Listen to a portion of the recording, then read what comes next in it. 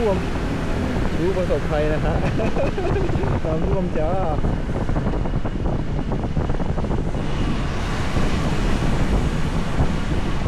แต่ก็นิดหน่อยสบาย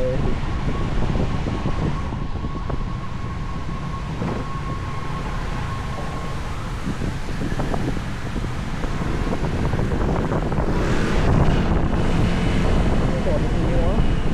ตรงเดียวเหรอที่จอดนี้น้ำท่วม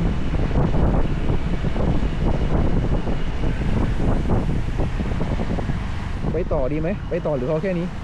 ไม่ทันแล้วล่ะเอาเรื่องจริงกู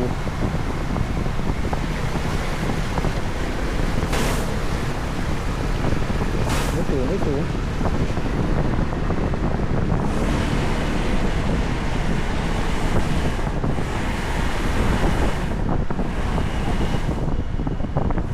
อย่าหยุดอย่าหยุด